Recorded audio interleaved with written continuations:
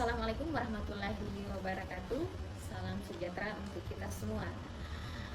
Yang terhormat Bapak Ibu Asesor pada sertifikasi dosen tahun 2026. Perkenalkan, nama saya Sri Fitrimati Andi Patangai SPD MPD sebagai salah satu dosen tetap Prodi Pendidikan Bahasa Indonesia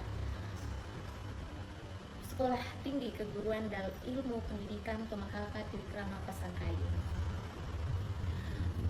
Video ini saya buat untuk salah satu syarat untuk mengikuti sertifikasi dosen pada tahun 2026, khususnya Tridharma Perguruan Tinggi di bidang pengajaran.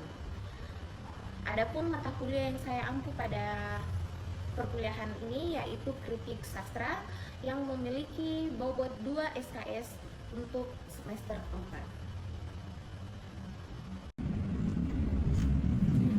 Mata kuliah Kritik Sastra merupakan mata kuliah khusus Prodi Pendidikan Bahasa Indonesia bagi mahasiswa semester 4 dan memiliki bobot 2 SKS. Dalam perkuliahan ini dibahas tentang hakikat, fungsi, sejarah, unsur, aspek, serta pendekatan kritik sastra, serta aliran-aliran dalam penerapan kritik sastra. Teknik analisis berdasarkan objektivitas karya secara struktural, semiotik, sosiologis dengan mengkaji puisi, prosa maupun drama.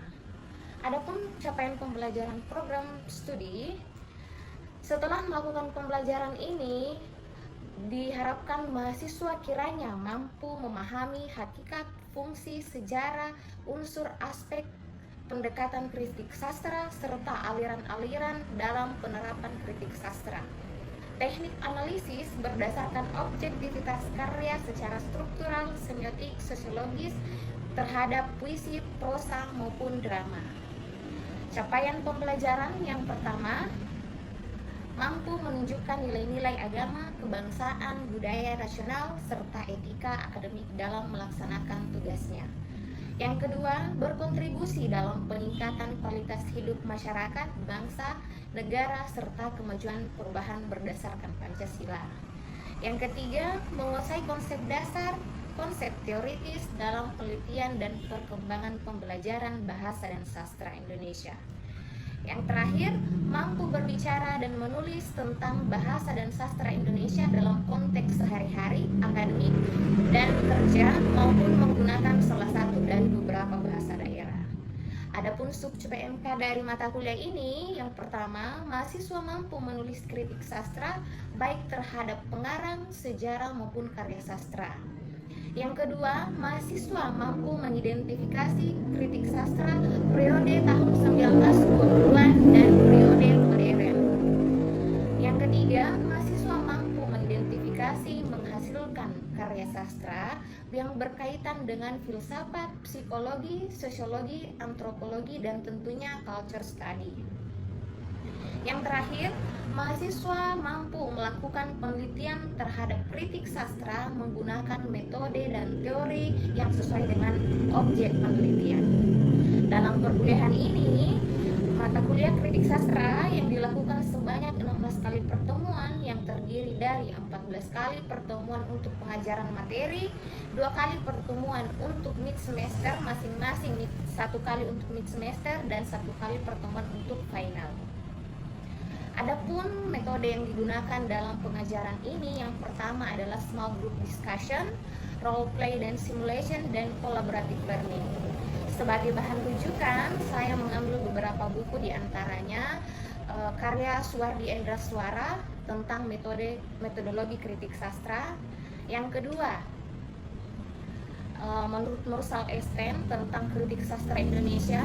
Selanjutnya ya, saya mengambil rujukan Rahmat Joko Pradopo tentang beberapa teori sastra, metode kritik dan penerapannya. Kemudian tentunya saya menggunakan jurnal-jurnal yang telah bereputasi, yang telah terindeks Scopus. Baiklah, berikut gambaran singkat materi berupa video pengajaran yang saya buat secara luring atau tatap muka.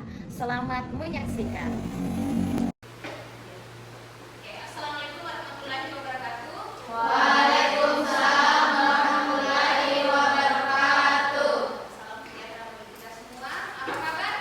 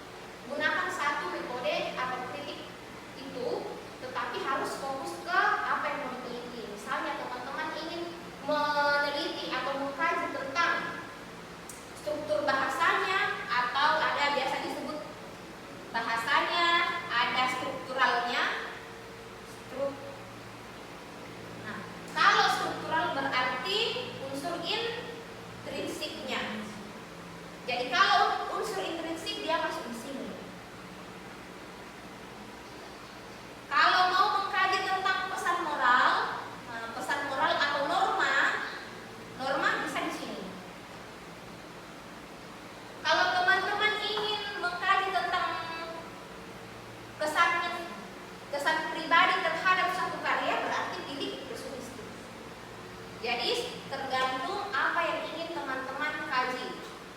Ya. Jadi yang ingin bertanya? Saya Bu, dari ketiga kritik yang dipaparkan, kritik mana yang membuat Anda paling membantu memahami kualitas suatu karya sastra? Oke. Ya, pertanyaan yang bagus sekali. Jadi dari ketiga kritik ini, kira-kira mana yang paling membantu apa? Yang paling Membantu memahami kualitas suatu karya sastra. yang paling membantu kualitas. Oke, berbicara tentang kualitas, sebenarnya ini semua berkualitas. Tetapi hampir sama pertanyaan yang rahasia, kita fokus penelitiannya kemana? Kita fokus ke mengkaji kemana? Ya, bagi saya secara pribadi, ini secara pribadi ya, saya lebih suka kritik itu. Kenapa? Karena kita fokus ke karya sastranya. Kita melihat keseluruhan suatu karya sastra, apakah kelemahannya atau apakah kelebihannya, di situ semua kita melihat. Jadi kalau kita sudah menemukan kelebihan dan kekurangannya, tentunya kita akan memberikan respon yang positif atau saran yang sifatnya membangun, jangan yang membuat si penulis atau si pengarang suatu karya sastra tidak ingin lagi membuat suatu karya karena mendapat komentar yang negatif. Jadi kita fokus ke karya sastra itu dengan memberikan respon yang positif atau saran yang sifatnya membangun. Sudah bisa dipahami? Oke, baik. Saya akan memberikan satu